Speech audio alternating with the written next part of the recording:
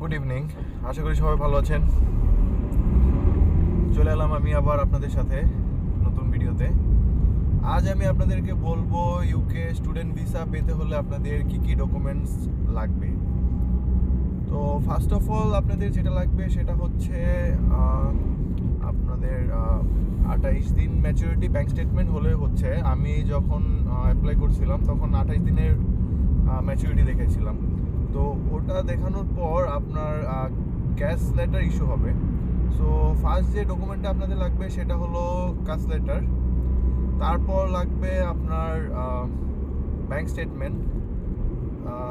এরপর লাগবে হলো আপনার অল একাডেমিক সার্টিফিকেটস, প্লাস হলো আপনার ইংলিশ প্রফিসিয়েন্সি টেস্টিং স্কোরের যে রেজাল্ট আছে সেটা লাগবে।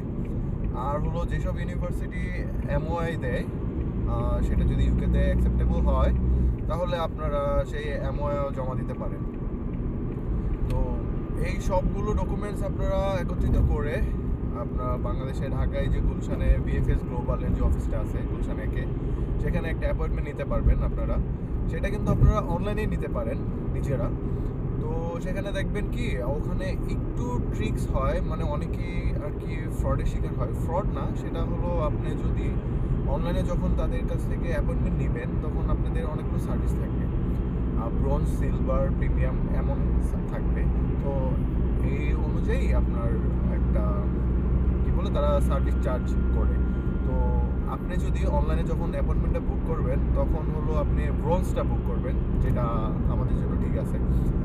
তো আমার মনে হয় না যে ভিআইপি সার্ভিস নেওয়া দরকার আছে, শুধু 20-22 হাজার টাকা খরচ করে ভিআইপি সার্ভিস নেওয়ার কোনো দরকার নেই।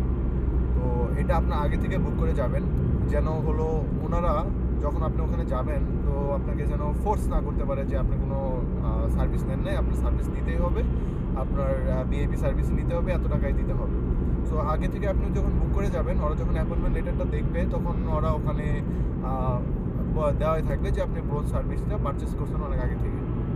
সো তারপর যখন আপনি সব ডকুমেন্টস জমা দিয়ে দিবেন, তারপর এখন এটা ডিপেন্ড করে হলো কারো ইন্টারভিউ হয় কারো ইন্টারভিউ হয় না, বাট নর্মালি 15 ডেজের মাঝে আপনার ভিসা ডিসিশন চলে আসে।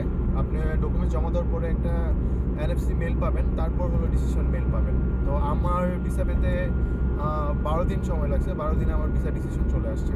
এখন কার কতদিন সময় লাগবে সেটা লাকের উপর। তো আশা করি আপনাদের অনেক উপকার হবে আমার এই ভিডিওটি থেকে। তো লাইক, কমেন্ট, শেয়ার করে পাশে থাকবেন। দেখা হবে নতুন আর কোনো ভিডিওতে। টিল দেন, আল্লাহ হাফেজ।